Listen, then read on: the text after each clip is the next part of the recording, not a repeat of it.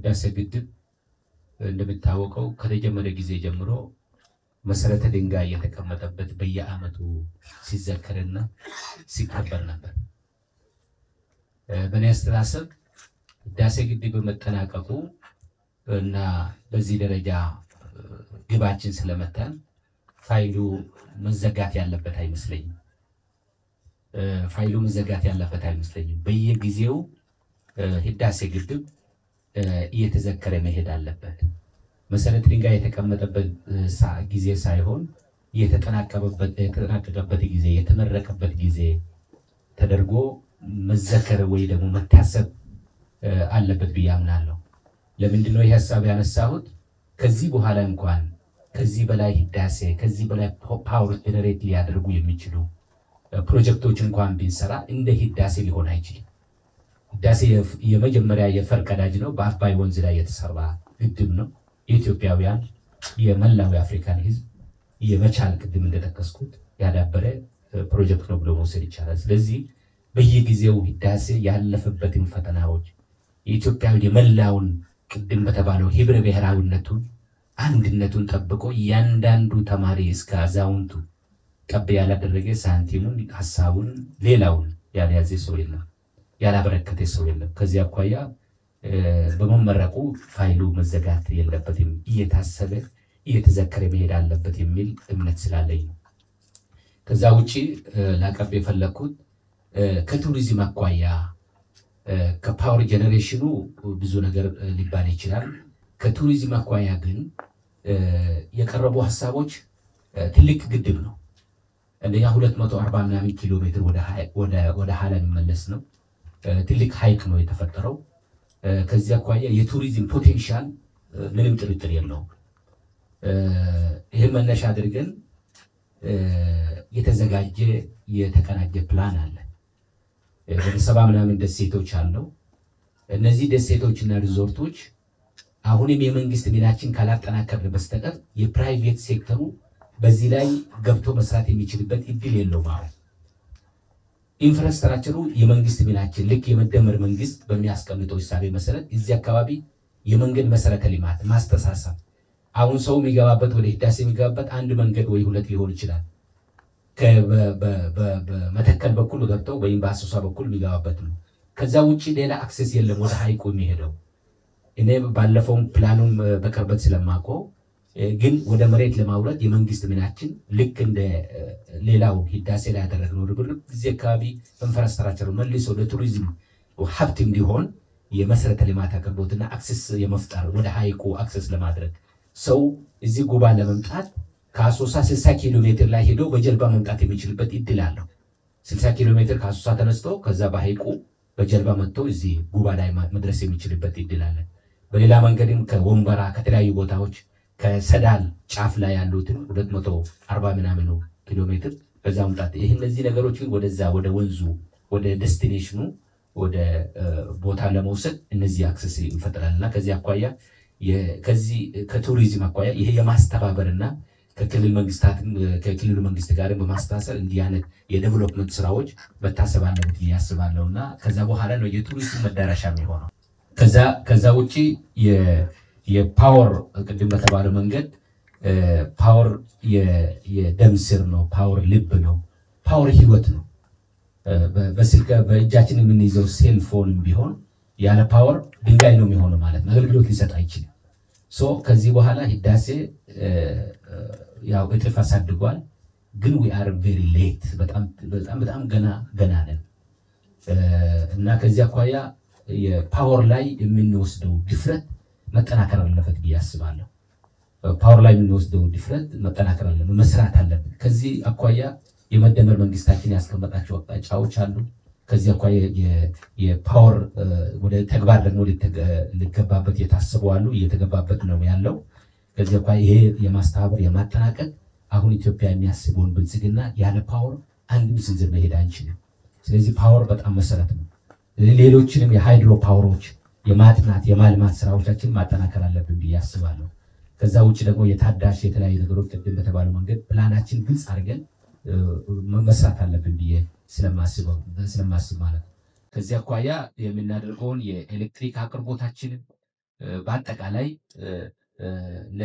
ለኢንዱስትሪያችን ለአጠቃላይ ለምናስባቸውን የኢንዱስትሪ ልማት ለሀገራችን ትልቅ አስተዋጽኦ በኢኮኖሚ በብልጽግና ሂደት ውስጥ ትልቅ ጉዳዮች ሊፈጥሩ ስለሚችል በዚህ መንገድ እየታሰበ መሄድ አለበት ብዬ አምናለሁ። ከህብረ ብሔራዊነት አኳያ ትልቅ ብሬክ ስሩ ያመጣ የፖለቲካል አይዲዮሎጂ ኢትዮጵያ ውስጥ ጫፍና ጫፍ ሲንጸባረቁ የነበሩትን በጣም ትልቅ ብሬክ ያደረጉ ፕሮጀክቶች አንዱ ይሄ ነው ብሎ መውሰድ ይቻላል። ማለት ዋት ኤቨር ፖለቲካል አይዲዮሎጂ ከኢትዮጵያ አልፎ የአፍሪካን ቀንድ የምስራቅ አፍሪካን እያስተሳሰረ ትልቅ ትርኢት ማድረግ የሚችል ጉዳይ ነውና በዋናነት እነዚህ ጉዳዮች ኢትዮጵያ አንድነቱ ከጠበቀ ኢትዮጵያ አንድ ሆኖ አክት የሚያደርግበት ነገር የማያሸንፈው ነገር የለም።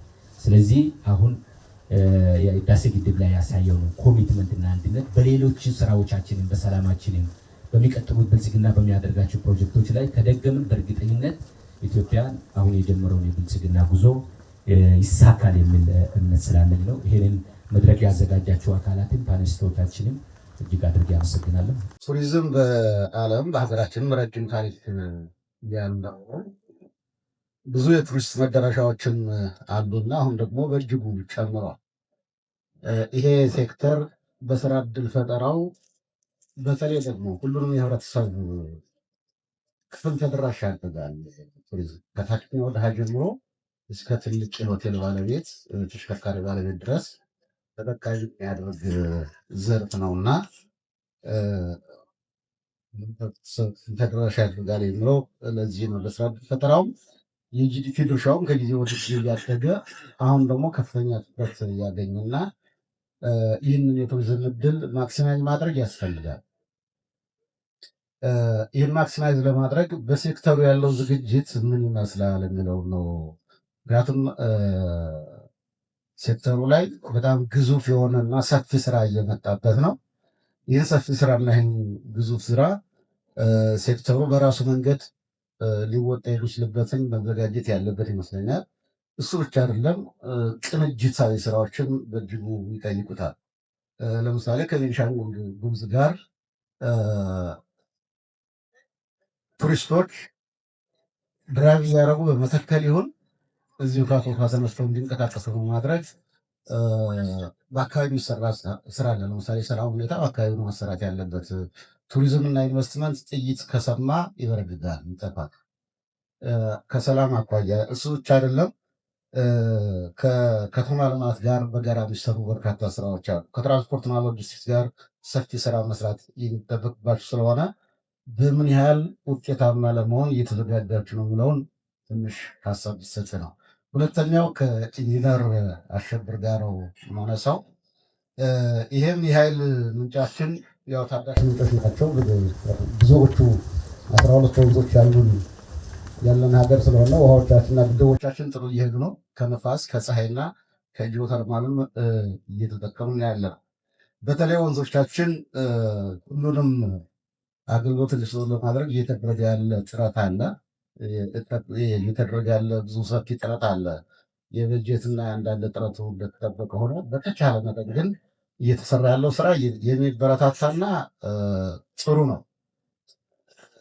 እኔ ያለ ኮሜንት ፀሐይን ከመጠቀም አኳያ የፀሐይ ኃይልን በተለይ ሶላር ኤነርጂ በመጠቀም ረገድ ብዙ የኢትዮጵያ አካባቢዎች በረሃማ አካባቢዎች እና ሞቃታማ አካባቢዎች አሉ። እነዚህ አካባቢዎች ሶላር ኢነርጂ ለማመንጨት ምቹ ናቸው። ወራዝ ግን እነዚህን ጨምሮ በጠቅላላ የሀገራችን ክፍል የኃይል አቅርቦት ተደራሽነታችን ዝቅተኛ ነው። ቅድም እርስዎም ሲያቀርቡት እንደነበረው 54% አካባቢ ነው የሚለው ዝቅተኛ ነው እና ከዛ በላይ መሄድ ስለሚያስፈልግ ቀጠናዊ ትስስር መፍጠርና የኢኮኖሚክ ኢንቴግሬሽን ለመፍጠር የኢንዱስትሪ አቅማችንን ለማሳደግ ጠቃሚ ነው። ቅድም ያላችሁትን አልደግምም። ነገር ግን የህብረተሰቡንም ጭምር ተደራሽነት ለማረጋገጥ ይህንን የሶላር ስራ መስራት ያስፈልጋል ለማለት ነው። እጅግ በጣም አመሰግናለሁ። ጉባ እንደተጠቀሰው የግድባችን መቀመጫ ብቻ ሳይሆን የሀገራችን እምብርት መሆኑን ያረጋግጠዋል። እንግዲህ ከጉባ ተነስተን መላ ኢትዮጵያን እንደዚሁም ቀጠናውን እየደረስንበት ስለሆነ በኃይል ማስተሳሰብ እና ቀጠናው ላይ ከፍ ብለን ለመገኘት ይሄ ጅምር ነው። ይህም በጣም ትልቅ ተስፋ የሚሰጥ ነገር ነው ብዬ አስባለሁ። እንግዲህ የጉባ ህብረተሰብ ይህንን ግድብ ከተጀመረበት እስካለቀበት ጊዜ ድረስ በመጣሁ ጊዜ ሁሉ ሲንከባከብ ነው የማየው። መንግስት ካሰማራቸው የጥበቃ ከፍተኛ ኃይሎች በተለየና በተጨማሪ የጉባ ህብረተሰብ ይህንን ግድብ በጣም በቅርብ ሲንከባከብ የነበረበት መሆኑን በጣም ምስክር ነው። በመጣሁ ሁሉ አያለሁ። ይሄ በጣም ትልቅ ነገር ነው። አሁን ያለንበት እንግዲያው እኔ ብዙ ጥያቄ የለኝም። ትልቅ ደረጃ ነው በአንድ በኩል ደግሞም ጅምር ላይ ነው ያለ ነው። ይህንን ጅምር ወደፊት ለማሳካት እንደተባለውም በቱሪዝም ማስተር ፕላን ተሰርቷል ተብሏል። በኢንዱስትሪም እርግጠኛ ነን ተሰርቷል። ባህል አቅርቦትም እንደተሰራ አውቃለሁ።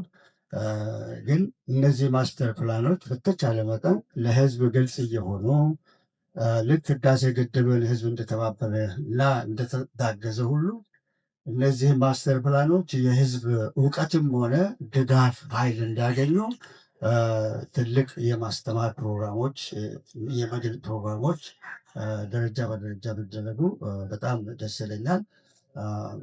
ለመናገር ያሰብኩት በእውነት ደስታዬን ለመግለጽ ነው። ትልቅ ስራ ተሰርቷል፣ ግን ይህ ስራ ጅምር ላይ መሆኑን ደግሞ መገንዘብ ለማስረዳት ከዛሬ ውይይት ብዙ ለማስተማሪያ ለምርምር ብዙ ሀሳብ እንዳገኘ በደስታ ለማድረግ ፈልጋለሁ። አመሰግናለሁ። ሁላችንም እንደምናውቀው የኤሌክትሪክ ፓወር በተለይ ለጤና ተቋም እጅግ ትርጉም ያለው ነው። ታማሚዎች በተለይም ደግሞ በቀዶ ሕክምና ላይ ያሉ ታማሚዎች ህይወት መታደግ ይችላል። ፓወር ከተቋረጠ የህይወታቸው አደጋ ላይ ነው ማለት ነው። ስለዚህ ይሄንን ህይወት የማስቀጠል ጉዳይ ነው።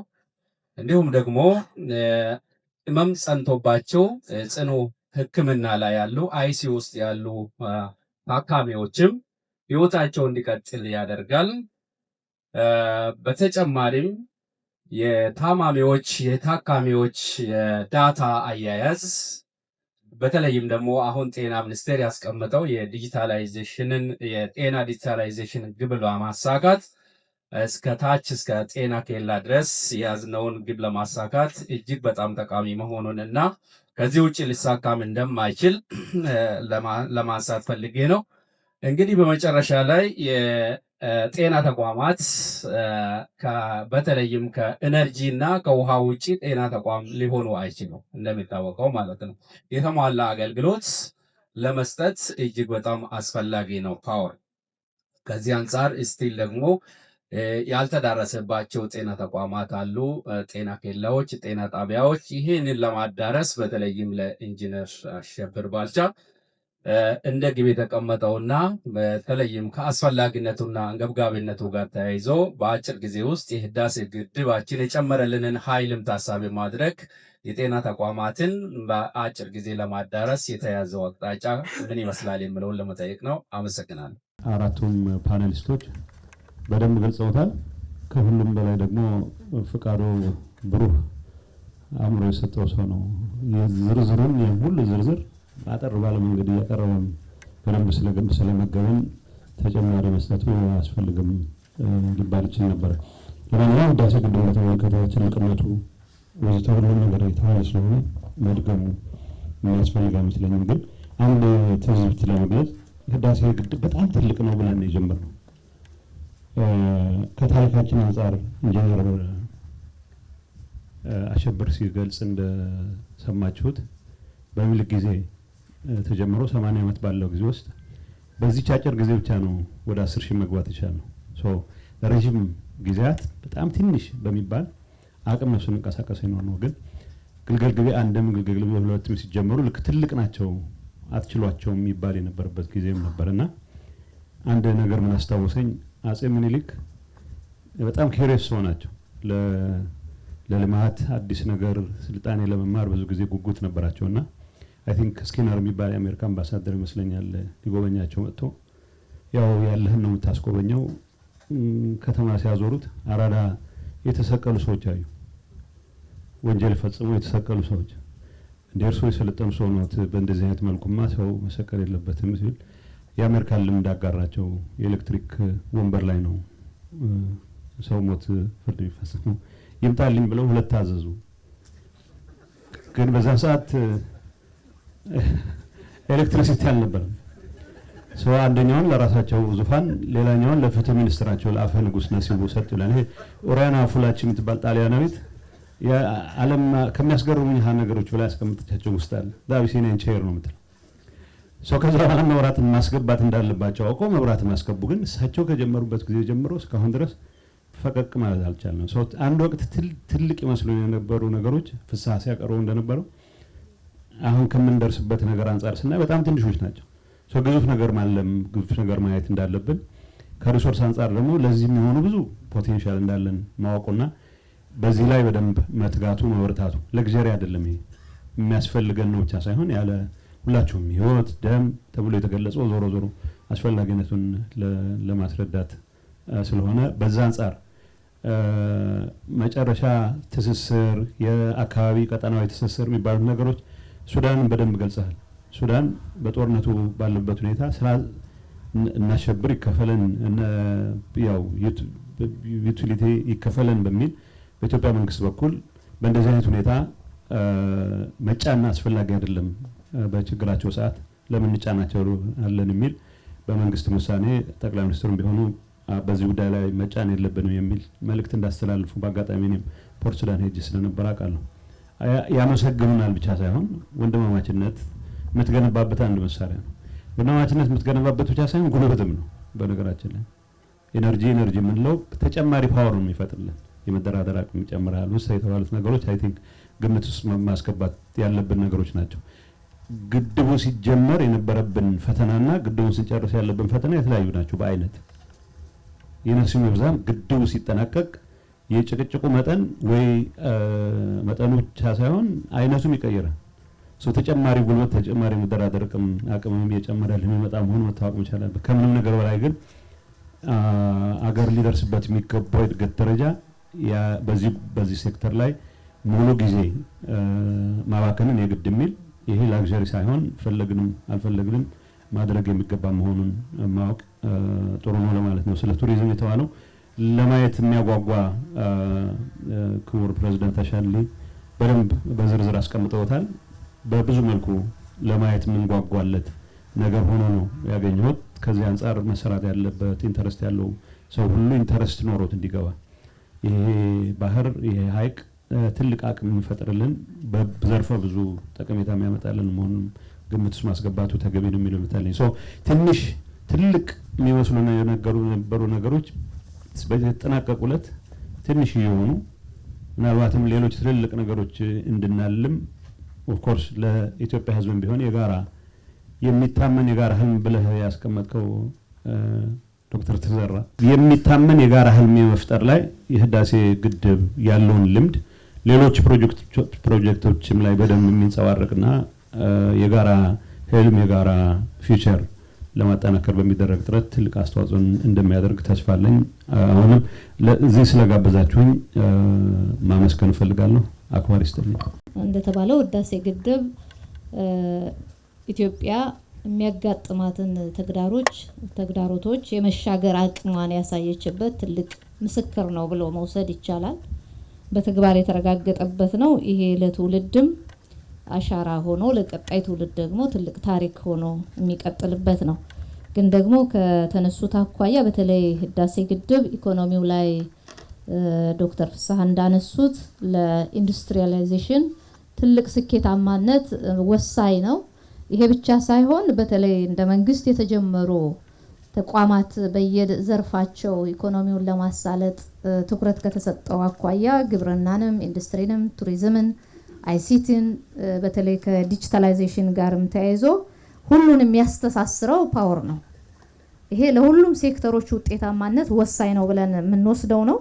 ከዚህ አኳያ በተለይ ኢኮኖሚውን ኢንዱስትሪው ላይ በስፋት የተነሳው እንደተጠበቀ ሆኖ ከግብርናው አኳያ ዘመናዊ ግብርናን ለማሸጋገር የሚያስችል አቅም የሚሆን እንደ ሀገርም አሁን የፋብሪካ ግንባታ የማዳበሪያ ፋብሪካ ስንጀምር ትልቁ አቅማችን ህዳሴ ጭምር እንደሆነ ተጨማሪ ሀሳብ ለመስጠት ነው። ይሄ ብቻ አይደለም። በተለይ ጎርፍን ከመከላከል አኳያና ለአየር ንብረት ለውጥ ያለው አስተዋጽኦ ኢትዮጵያ እያደረገችው ያለው ትልቅ ተጨባጭ ለውጥ ነውና ቀደም እንደተነሳው ተራሮቻችን ለቱሪዝምም አቅሞቻችን ነው የተባለውን ወስደን አሁን ላይ እየሰራ ነው ያለነው የተፈጥሮ ሀብት ጥበቃ ጭምር ህዳሴን እያሰብን መሆን አለበት ብዬ አስባለሁ።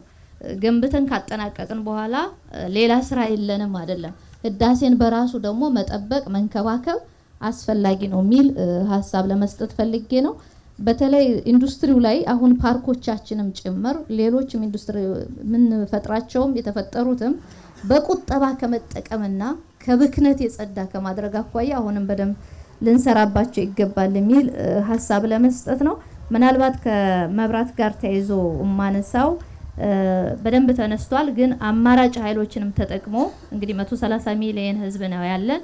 ግን ደግሞ በስፋት የሚነሳው ጥያቄ የህዝብ ጥያቄ የተደራሽነት፣ የፍትሃዊነት ጥያቄዎች የሚነሳበት ነው።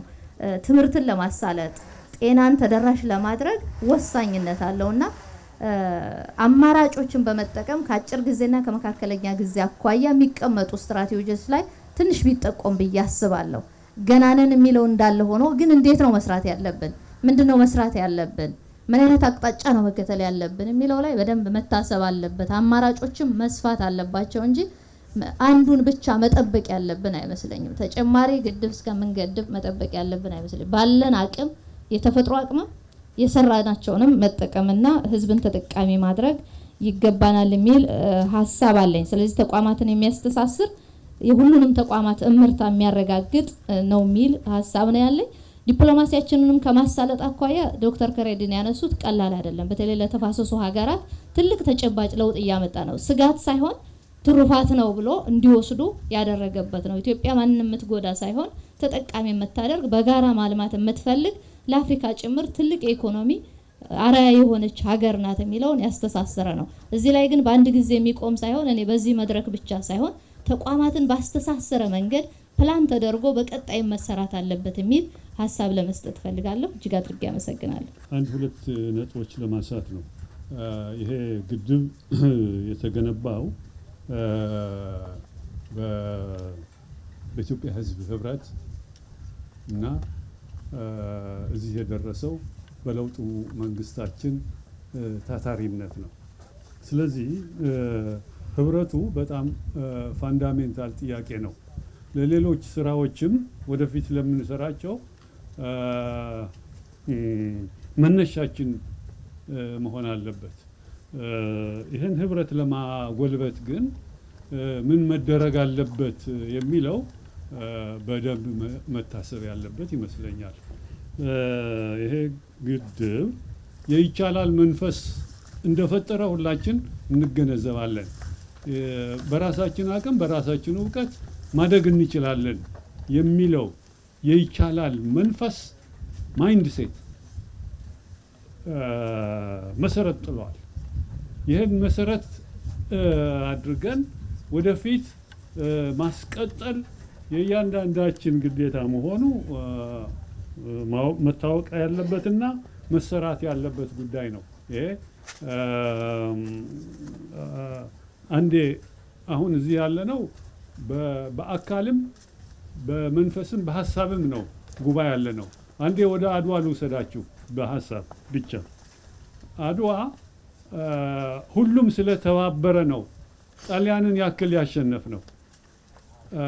ግን ያኔ ለአፄ ምኒልክ ተቃዋሚዎች ነበሩ፣ እንደነ ጓንጉል ዘገየ። የአድዋ ጦርነት ሲነሳ ግን ቅሬታቸውን ትተው አገራችንን መጠበቅ አለብን ከፋሽስቶች ብለው ነው አብረው የዘመቱ።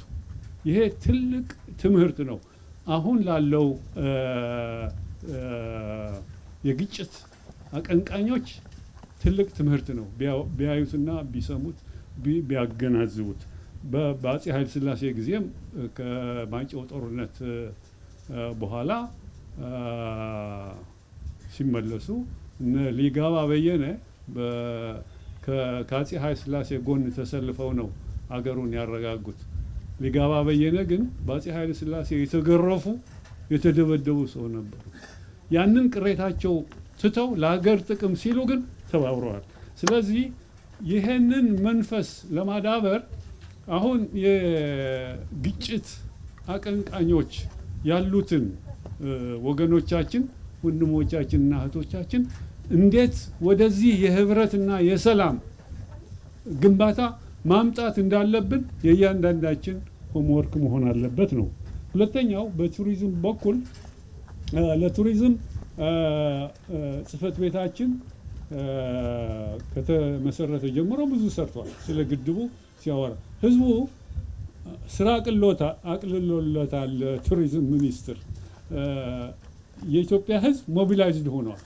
ስለ ግድቡ አንድም ኢትዮጵያዊ ሊጎበኝ የማይፈልግ የለም። በየቀኑ የሚመጡ ጥሪዎች ወደ ጽህፈት ቤታችን ለመጎብኘት ከባድ ነው። ስለዚህ ካምፔይኑ ተደርጓል፣ አድቨርታይዝመንቱ ተደርጓል።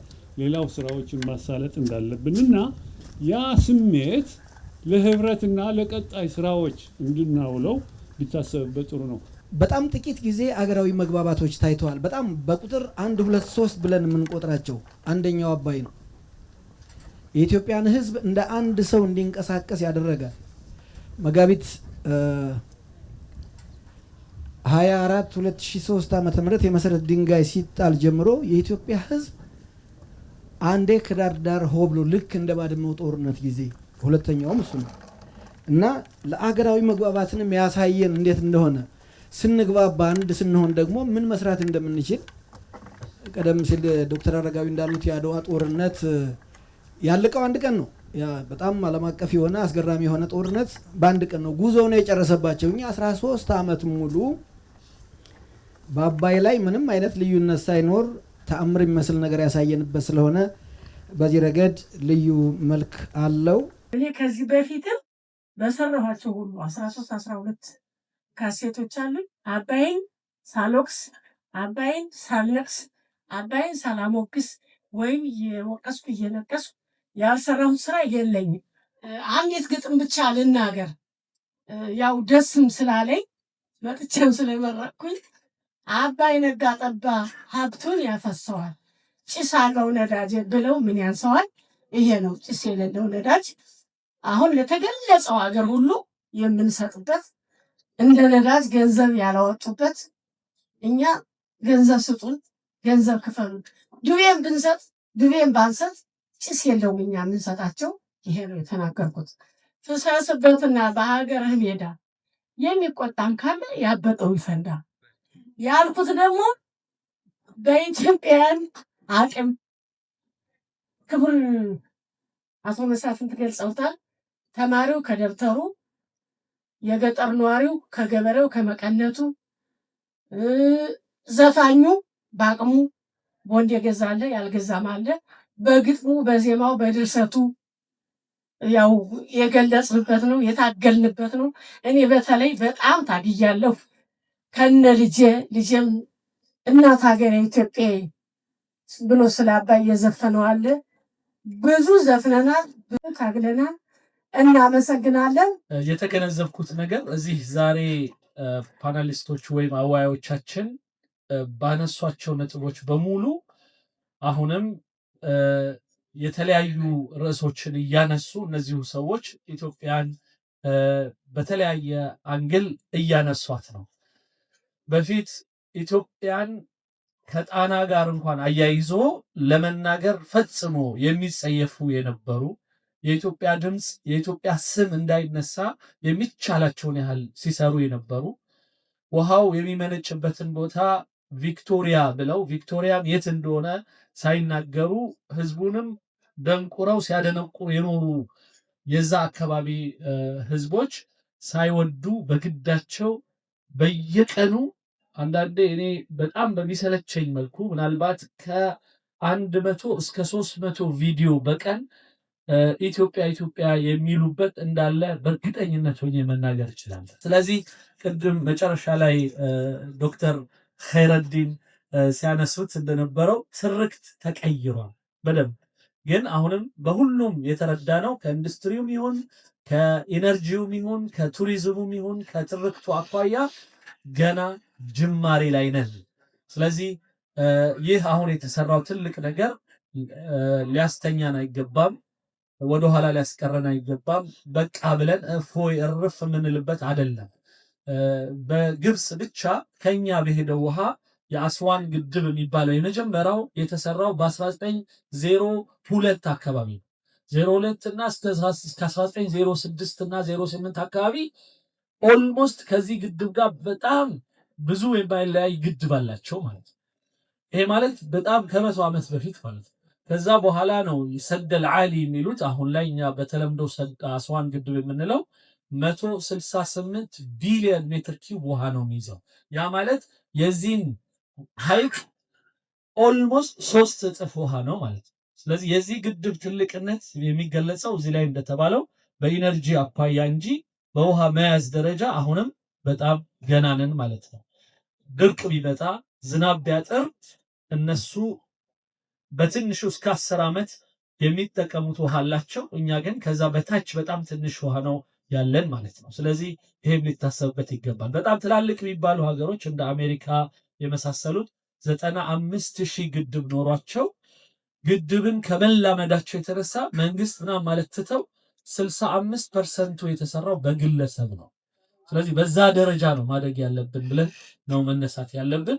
በመጨረሻ ትርክቱ ቅድም እንደተባለው የኛም ትርክት እንደዛ ነው የሚያሳየው። በአፄ ዮሐንስ 4ኛው ጊዜ የጉንደትና የጉርዓ ጦርነት በማድረግ ውሃችንን ታድገናል ከመወረር። ከዛ በኋላ በነ አፄ ኃይለሥላሴ ታስቦ በነ መለስ ዜናዊ መሰረት ተጥሎ ከዛ በኋላ ዶክተር አብይ አህመድ በአሁኑ ጠቅላይ ሚኒስትራችን አጠናቀውታል። ይሄ ቅብብሎች የሚያሳየው የሁላችንም እንደሆነ ነው ግድቡ። ስለዚህ የሁላችንም እንደሆነ ይቀጥላል። አሁንም ግን ጥረቱም ስራውም ገና ተጀመረ እንጂ ብዙ ነው የሚቀርብን። ስለዚህ አሁንም ትግሉ መቀጠል አለበት እና በጣም መሰራት አለበት። በዚህ አጋጣሚ በዚህ ጉዳይ ላይ ሲሳተፉ የነበሩ ሁሉንም ሰዎች በዚህ አጋጣሚ ልናመሰግን ይገባል። አሁንም አመሰግናለሁ። እኔም ሰላም ላይ ቅድም በተደጋጋሚ እያነሳችሁ ነበርንና በሰላም ጉዳይ ላይ የሰላም የቱሪዝም የሰላም ፓስፖርት ነው የሚል ሀሳብ አለ የሆነ ጋዜጣ ላይ አይቻለሁና ሰላማችን ከማጽናት አኳያ የበለጠ ከማጠናከር አኳያ ሁሉም ባለቤት መሆኑን ማወቅ ያስፈልጋል። እንደዛ ሲሆን ነው መሰል ፕሮጀክቶች የምንሰራው እና እዛ ላይ ሁላችንም ብንሰራ እንደዚህ አይነት መተባበር፣ መቀራረብ፣ አብሮ መስራት ለሀገር በጣም ጠቃሚ መሆኑን ህዳሴ ግድብ በደንብ አሳይቶናል። ህዳሴ ላይ ሆነን ደግሞ ሌሎች ሀገራችንን የበለጠ ሊያንሰራሩ የሚያስችሉ ትልልቅ ፕሮጀክቶችን ክቡር ጠቅላይ ሚኒስትሩ እዚሁ ተናግረው በዛው በተከታታይ ቀናት መሰረት ድንጋይ ጣልናቸው፣ መሰረት ድንጋይ ጥለናል፣ መርቀን የጀመርናቸው የመጀመሪያ ፌዞችን ጀምረናል እና እንደዚሁ እየሰራን እያንሰራራን አገርን ወደ ተሻለ ከፍታ እንወስዳለን የሚል ሀሳብ ለመስጠት ነው። በድጋሚ በዚህ በታላቅ ቦታ ላይ ስለ ታላቅ ሀገራችንና ስለ ቀጣይ ህልማችን ለመወያየት እንኳን በሰላም ተገናኘን ለማለት እወዳለሁ። አመሰግናለሁ። ኢነርጂ ጋር በተገናኘ 3 ጥያቄዎች ቀርበዋል ከተሳታፊዎች። አንደኛው ኦልሬዲ በሀገር ደረጃ የተጠና ያለ የናሽናል ኤሌክትሪፊኬሽን ፕላን ከዚህ በፊት 2 ዙር ተጠንቷል። አሁን ላይ ከልሰን ኔፕ 3 ኦ የተባለው አሁን ላይ ጥናቱ ኦልሞስት እያለቀ ነው። በቅርቡ ለአጠቃላይ ህዝብ ይፋ ይደረጋል። በውሃና ኢነርጂ ሚኒስቴር እና ከኢትዮጵያ ኤሌክትሪክ ዩቲሊቲ ወይም አገልግሎት ጋር በጋራ የኛም ተቋም ባለበት በጋራ የተጠና ሰነድ በአማካሪ ድርጅቶች ኦልሬዲ ግምገማ እየተደረገ ነው። እሱ እያንዳንዱን ተደራሽነት ለማረጋገጥ አሁን ያለው ምንድነው፣ ወደፊት መሰራት ያለበት ምንድነው የሚለው ዝርዝር እቅድ በቅርቡ ለህብረተሰባችን ይፋ ይደረጋል። ከሱ ጋር ያው አንደኛው የሚነሳው የአኗኗር ሁኔታችን በጣም ዲስፐርስድ ስለሆነ ሀገራችን በጣም ሰፊ ስለሆነ ትልቅ ስለሆነ ሁሉንም ቦታ ከዋናው ግሪድ ጋር ኃይል የሰብን ለማዳረስ በጣም አስቸጋሪ ነው የሚሆነው። ስለዚህ የተለያዩ አማራጮችን ነው ኦፍ ግሪድ፣ ሚኒ ግሪድ እና ሶላር ሆም ሲስተም የሚባሉ ቴክኖሎጂዎችን በመጠቀም ግሪዱ በማይደርስበት ቦታ እዛው የፀሐይ ኃይልን አማራጭ በመጠቀም ወይም ደግሞ ትናንሽ ሚኒ ሃይድሮችን በማመንጨት ለአካባቢው ኢነርጂ ለማቅረብ አንዱ የእቅዱ አካል ነው። እሱ በቅርብ ለሁላችንም ይፋ ይደረጋል። አንደኛው ይሄ ነው። ሁለተኛው የፀሐይ ኢነርጂ በተመለከተ በርካታ ፕሮጀክቶችን ኦልሬዲ ተቀርጾ እስካሁን ስንሰራ የነበረው በግል አልሚዎች እንዲገነባ ነበረ ሲሞከር የነበረው፣ ግን እስካሁን ወደ መሬት መውረድ አልተቻለም። ግን አሁን ላይ የምንጀምራቸው ፕሮጀክቶች አሉ። በርካታ አይደንቲፋይ የተደረጉ ለግንባታ ሬዲ የሆኑ ከፀሐይ በመጠቀም ኃይል ማመንጨት በቅርብ የምንጀምረው ይሆናል። እቅዳችንም አካል ነው። እንደተባለው ትልቁ ፍሪ ኢነርጂ ፀሐይ ነው። ዓለም ላይ በጣም በከፍተኛ ደረጃ ይሄንን እየተጠቀሙ በተለይ ቻይና ፈርቀዳጅ ስራ ሰርተዋል። ይሄንን ወደ ሀገራችን ማምጣት ይኖርብናል። አሁን በእቅድ በደንብ ተይዟል። ወደ ኢምፕሊሜንቴሽን እንገባለን የሚለውን ለማንሳት ነው። ቅድም ካነሳሁት ጋር ከኤሌክትሪፊኬሽን ፕሮግራም ጋር እንግዲህ አሁን ላይ በአዲስ ሚሽን 300 የተባለው በዓለም ባንክ እና በአፍሪካ ልማት ባንክ በተለይ ከሰሃራ በታች ላሉት ሀገራት 300 ሚሊዮን ህዝቦችን ኤሌክትሪክ ተደራሽነት ለማድረግ የተዘጋጀ ፕሮግራም አለ። ኢትዮጵያ የዛ ፕሮግራም አካል ነች። አሁን ወደ ኢምፕሊሜንቴሽን ይገባል። በሱም በርካታ የህብረተሰባችንን የኤሌክትሪክ ተደራሽነት ስራ ይሰራል። ቅድሚያ የሚሰጠው የጤናም ነው የሚሆነው ማለት ነው። ስለዚህ እነዚህን ስትራቴጂዎች በእኛም በተቋማችን ዌብሳይት፣ በውሃና ኢነርጂ ዌብሳይት እንዲሁም በኢትዮጵያ ኤሌክትሪክ አገልግሎት ዌብሳይት ፐብሊሽ የሚደረግ ይሆናል። አጠቃላይ የሀገራችንንም የኢነርጂ የቀጣይ 50 ዓመት እቅድ አሁን ላይ ጥናት የተሰራ ነው። እሱን እንደዛው ሲጠናቀቅ ለህብረተሰቡ ለሁሉም ይፋ ይደረጋል የሚለውን ለማንሳት ነው። አመሰግናለሁ። አጠቃላይ ከተነሳው ጥያቄና አስተያየት አንጻር ማንሳት የምፈልገው የመጀመሪያው እንደ ሀገር በቱሪዝም ዘርፍ ሰፊ የዘርፍ ማንሰራራት እንዳለ፣ በልዩ ትኩረት በርካታ የቱሪዝም መዳረሻዎች እየለሙ እንደሆነ፣ ለዚህ ደግሞ አንዱ ማሳያው የህዳሴ ግድብ መሆኑን ለመግለጽ ነው።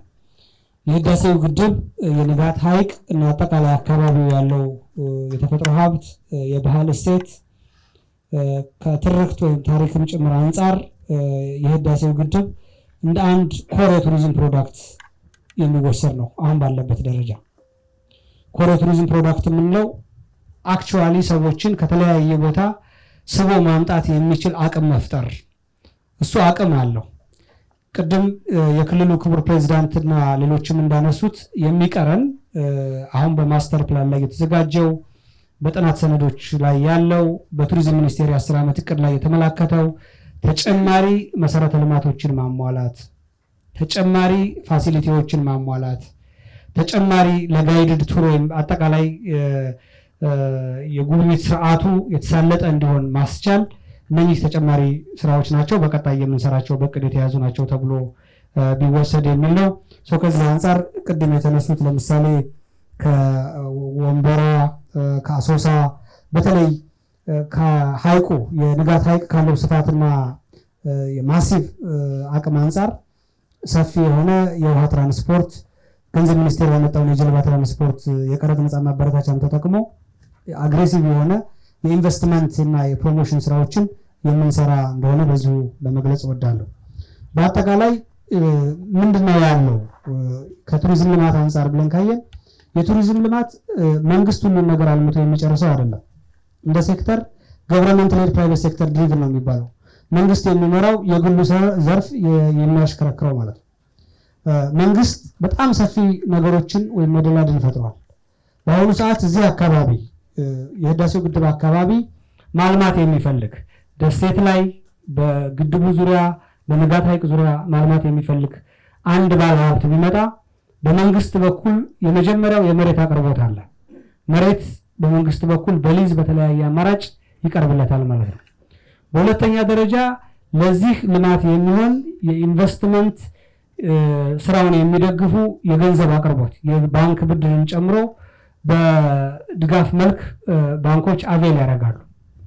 በሶስተኛ ደረጃ ይህን አጠቃላይ ቢዝነስ ስራን ለማድረግ የኮንስትራክሽን ማቴሪያል ያስፈልጋል። ከብረት እስከ ሹካ ማንኪያ፣ መጋረጃና ምንጣፍ ድረስ አገራችን አሁን ኢትዮጵያ ታምርት በኢንዱስትሪ ሚኒስቴርም በሌሎች ሰፊ የሆነ ምርት አለ። ከዚህ መጠቀም ይቻላል። ከውጭ የግድ መምጣት ያለባቸው ማቴሪያል ካሉ ከቀረጽ ነፃ ማስገባት ይቻላል ማለት ነው። ይህን መንግስት ይደግፋል። ተሽከርካሪ ለሰራተኛ ማመላለሻም ጭምር ወደ ቢዝነሱ ከገቡ በኋላ ሪዞርቶች፣ ሎጆች መንግስት ድጋፍ ያደርጋል።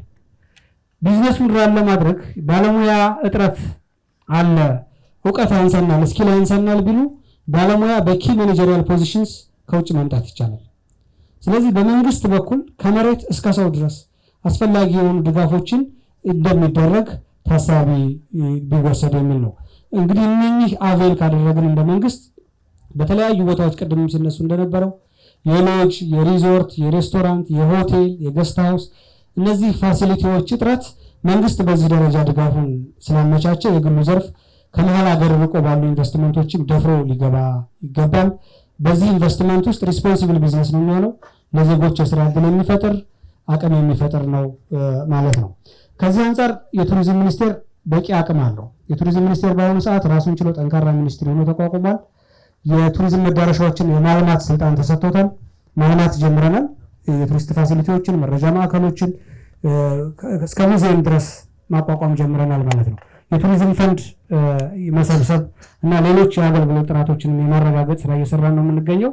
ስለዚህ በህዳሴው ግድብ ዙሪያ ዛሬ ተጨማሪ የተነሱትንም ሀሳቦች ወስደን ባለው ፍኖተ ካርታ ወይም ማስተር ፕላን እና በቱሪዝም ሚኒስቴር የያዝናቸው እቅድ ውስጥ አካተን ሰፊ ስራ እንሰራለን ብዬ አምናለሁ።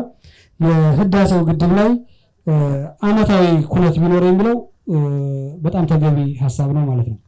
ከአመታዊ አልፎ ወርሃዊም ኢቨንቶች አንሹር እነኚህ የምንላቸው የጎደሉ ተጨማሪ ፋሲሊቲዎች ሲሟሉ በየጊዜው የዛሬውም አንድ ኩነት ነው፣ ተጨማሪ በርካታ ኩነቶች የሚመጡበት እድል አለ።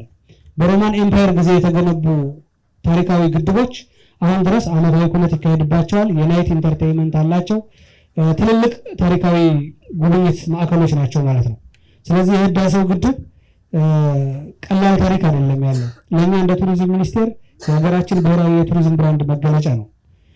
የሰው ዘር መገኛ መሆናችን፣ የቡና መገኛ መሆናችን፣ የዓለም የረዥሙ ወንዝ የአባይ ዘይኮሌት ናይል መገኛ መሆናችንም ጭምር የቱሪዝም መለያ ብራንዳችን እሳቤ ውስጥ ያለ ስለሆነ ከመነሻው እስከ ሁላችንም ተረባርበን ታሪክ እስከሰራንበት የህዳሴ ግድብ ድረስ የሚጎበኝበት ሰፊ እድል እንዳለ ለማንሳት ነው። በአጠቃላይ ዘመኑ የቱሪዝም ዘመን ነው። የቱሪዝም ዘርፍ በከፍተኛ ደረጃ እያንሰራራ ነው። የቱሪዝም ዘርፍ ለበርካታ የሀገራችን ዜጎች ቅድም እንደተነሳው በተለይ ቱሪዝም የሚታማው ለሴቶች፣ ለወጣቶች የበርካታ ስራ እድል ይፈጥራል። የሰው ቁጥር የሚያንሳቸው የስራ እድል ሲፈጠር ሰው መቅጠር የማይችሉ ሀገራት ይቸገራሉ።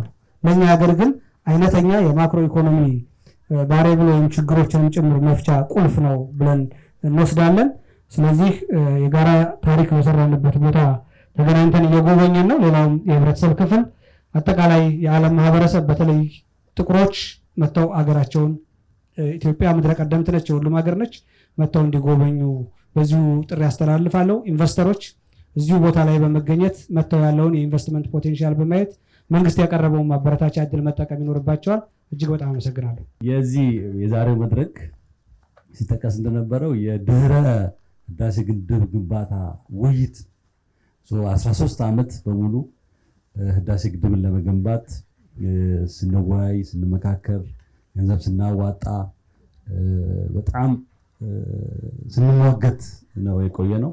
ዛሬ ስለ ኢንዱስትሪ ህዳሴ ግድብ ስለ ኢንዱስትሪ ላለው ሚና፣ ለቱሪዝም ላለው ሚና፣ ለሀገር ግንባታ፣ ለትውልድ ግንባታ ይሄ ብሔራዊ መግባባት ለመገንባት ያለው ሚና ስንወያይ የህዳሴ ግድብ አንድ የታሪክ መታጠፊያን እንዳለፈ የሚያመላክት ነው ውይይቱ በራሱ። በዚህ ውስጥ ዛሬ ሁላችንም ስለተወያየን ደስ ብሎኛል። ለምንድን ነው የህዳሴ ግድብ በጣም እንደዚህ አሰባሳቢ ትርክት የሆነው? ሲባል እንደነበረው ተአማኒ የሆነ የጋራ ትርክት መሆን የቻለው ብዬ ሳስብ አንዱ ምክንያት ነው የሚመስለኝ የኢትዮጵያውያን ሉዓላዊነታችን ሲነካ ያው ሁልጊዜ እንሰባሰባለን። የአድዋም ድል ያንን የሚያመላክተው የህዳሴው ግድብ በራሳችን ሀብት በራሳችን ውሃ የመጠቀም የማልማት መብታችንን የሚጋፋ ተጻራሪ ኃይል ስላለ ነው እንደዚህ አሰባሳቢ ሊሆን ይችላል የሚል እምነት አለኝ። ሌሎች ብዙ ምክንያቶች ቢኖርም አንዱ ምክንያት ይሄ ነው። ሉዓላዊነት ልክ እንደዚህ የፖለቲካ ጉዳይ ብቻ አይደለም። ሉዓላዊነት ኢኮኖሚያዊ ነው። የራሱን ምግብ ማምረት ሀገር የራሱ መገልገያ መሳሪያዎች፣ ቁሳቁሶች ማምረት ሀገር አዘይንድ ሉዓላዊነት ሊኖረው አይችልም። የፖለቲካ ሴኩሪቲ ሉዓላዊነት ሊኖረው አይችልም።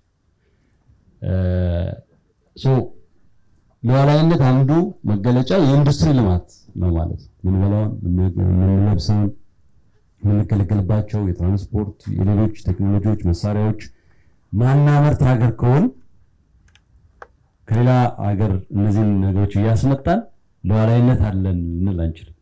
ቢኮዝ ብዙ ነገር ምሳሌ መጥቀስ ስለሚቻል ስንዴ ከውጭ በእርዳታ እያገኘን ሉዓላዊ ሀገር ነን ልንል አንችልም። የኢንዱስትሪ ልማት የማምረት አቅም በሀገር ውስጥ መገንባት ሉዓላዊነትን ለማስከበርም በጣም አስፈላጊ ነው። ለዛ ደግሞ የኃይል ሉዓላዊነት በጣም አስፈላጊ ነው። ኃይል እንደተባለው በጣም አስፈላጊ ነገር ነው። ኢንዱስትሪ ያለ ኃይል ሊቆም አይችልም። ለሁሉ ኢንዱስትሪዎች ዘመናት ዓለም ያደጉትን ትልቅ ሀገሮች ስናይ ኃይል በጣም አምርተው ለኢንዱስትሪዎቻቸው፣ ለግብርናው፣ ለአገልግሎት ዘርፉ በጣም ወሳኝ ጉዳይ ነው። ብዙ ነገር የሚያሳየው ለኃይል ደግሞ ይሄ ለሃውስሆልድ የምንጠቀመው ኃይል በጣም ትንሽ ነው። ቅድም ጌታቸው ሲናገር ብዙ ጊዜ ለመብራት ለምናምን የምንጠቀመው ኃይል ትንሽ ስለሆነ ነው። ኢንዱስትሪ ስላልነበረ ነው የኛ ኃይል እጥረት ማለት ትንሽ መሆኑ አይታወቀን የነበረው። ትልቅ ኢንዱስትሪዎች ሲመጡ፣ አምራቾች ሲመጡ፣ በተለይ ደግሞ አራተኛው ጄኔሬሽን ኢንዱስትሪዎች ኤአይ፣ ሮቦቲክስ የሚጠቀሙ ግዙፍ ኢንዱስትሪዎች ሲመጡ የምናመነጫው ኃይል ያለን ኃይል በቂ እንዳልሆነ በጣም በግልጽ እየተረዳን ነው። አንድ ኩባንያ ቅድም ተጠቀስኳችሁ አንድ ድርጅት 800 ሜጋዋት 1000 ሜጋዋት ለኢንዱስትሪ ሲጠይቀኝ እኔ በ5 ኩባንያ ህዳሴ ያለቀ ማለት እና ኃይል በጣም ወሳኝ ነው። በጣም ከዚህ በኋላ ከህዳሴው ግድብ ጎን ለጎን የሚሄዱ ትልቅ የሃይድሮ ፓወሮች መገንባት አለባቸው። አሁን የጀመረው የኒውክሌር ኃይል በትንሽ ቦታ ብዙ ኃይል የሚሰጡን ፕሮጀክቶች መጀመር አለባቸው የሚለውን ዛሬ በመነጋገራችን በዚህ በጣም ደስ ብሎኛል። ቢኮዝ ህዳሴ ግድብ የሁሉ ነገር መፈጸሚያ አድርገን እንዳናይ ስጋት ስለነበረኝ ማለት ነውና በጣም አመሰግናለሁ።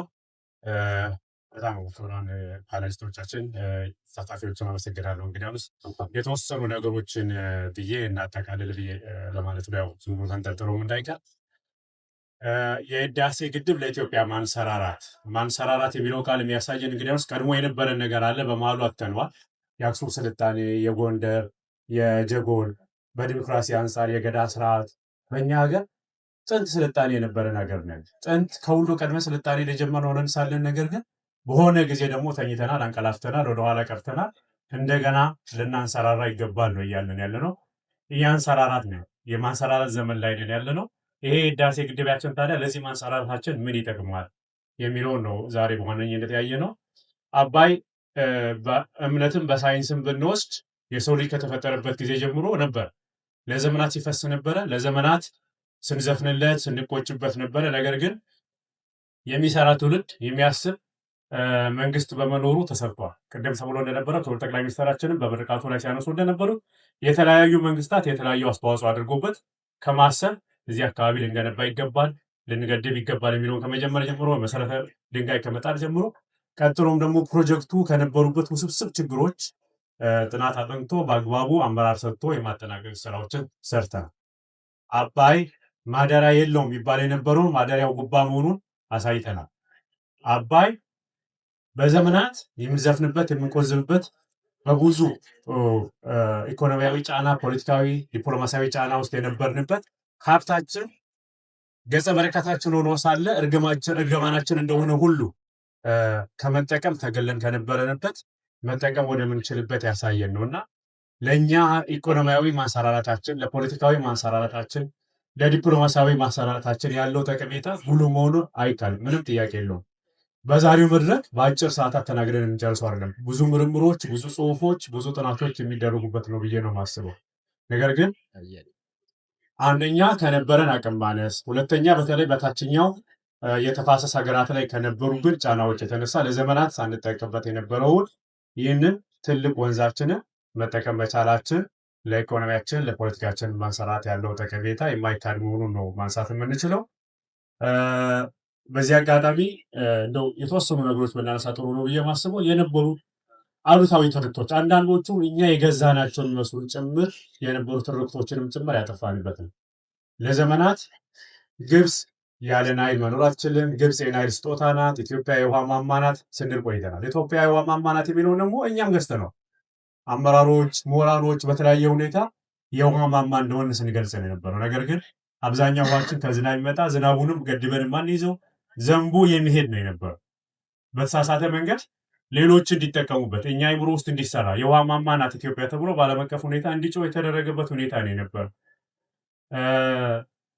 ሁኔታው ግን ተቃራኒ መሆኑን ከዚህ በፊትም ክቡር የውሃና ኤነርጂ ሚኒስትር ሲናገሩ ሰምቻለሁ። የተለያዩ ጽሁፎችም ያንን ያሳያሉ። የውሃ ማማ መባል ምን እንደሆነ፣ ግብፅና ኢትዮጵያ ከውሃ አንጻር ያላቸው ልዩነት ምን እንደሆነ ቀደምም እዚሁ ላይ አንድ ተናጋሪ ሲያነሱ እንደነበረው የግድቦቻችንን መያዝ አቅም እንኳን አይቶ ለ10 ዓመታት እነሱ ድርቅ ቢኖር እንዴት እንደሚቋቋሙ እኛ ግን የውሃው ባለቤት ውሃውን ያመነጨን ሆነን ሳለ እንዴት ልንቸገር እንደምንችል ሲነሳ ነው የነበረውና እነዚህን ነገሮች የምናስተካክልበት ሊሆን ይገባል ብዬ አስባለሁ። በተደጋጋሚ ጊዜ አንስተናል። ከቱሪዝም አንጻር ቱሪዝምን እውነት ለመናገር ያው በዘመናችን እንደ መንግስት አንዱ የኢኮኖሚ ዘርፍ ነው ተብሎ የተወሰደበት የአንዱ ኢኮኖሚ ዘርፍ ነው ብለን ቴዎሬቲካሊ ብቻ የወሰንበት ሳይሆን መዳረሻዎችን በመገንባት አመቺ ሁኔታዎችን ፋሲሊቴት ማድረግ ሚኒስቴር መስሪያ ቤቱን ለብቻው ነጥሎ ከማቋቋም ጀምሮ ተቋማዊ የማዳረሻዎችን ከመገንባት ጀምሮ በአስተሳሰብም ደረጃ ያሉንን ለውጦች ያመጣንበት ነው። የህዳሴ ግድብ ደግሞ ለዚህ ቅድም ሲባል የነበረው ከተገነባበት ቦታ አካባቢው ካለው የባህል ዳይቨርሲቲ፣ ሊንግስቲክ ዳይቨርሲቲ ውሃ ራሱ ከሚፈጥራቸው ነገሮች አንጻር ብዙ ነገሮች እንዳሉ የህዳሴ ግድብ በ2017 በጀት ዓመት ብቻ 5895 ቶን አካባቢ አሳ አምርቷል። በቀን በአማካይ ከ14000 ኪሎ ግራም በላይ አሳ የሚመረትበት ነው። ቱሪዝም አሳን በማጥመድ ብቻ ሳይሆን በምግብ ራሳችንን ከመቻል አንጻር ኖት ኦንሊ መመገብ ብቻ ሳይሆን ኒውትሪሽን ዋይዝ ያለውን ኮንትሪቢሽን ማንሳት እንችላለን። ከኢንዱስትሪው አንጻር ቅድም ተደጋጋሚ ተነስቷል። 13 አካባቢ ኢንዱስትሪ ፓርኮች አሉ። አሁን ባለው ሁኔታ ከ200 በላይ ኢንቨስተሮች አሉበት። ከ100,000 በላይ የስራ ዕድል የፈጠረ ነው። ትላልቅ የተኪ ምርቶች የሚመረቱበት ነው።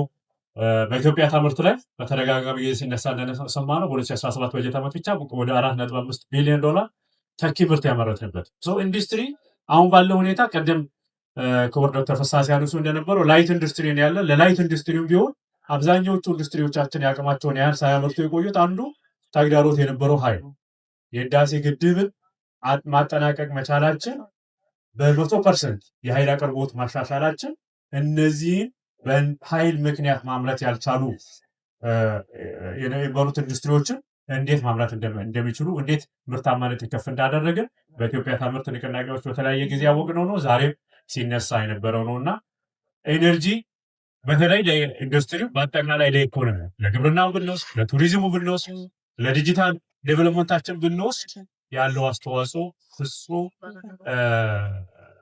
ቃላት ልናገኝነት የማንችል መሆኑን የሚያሳይ ነው።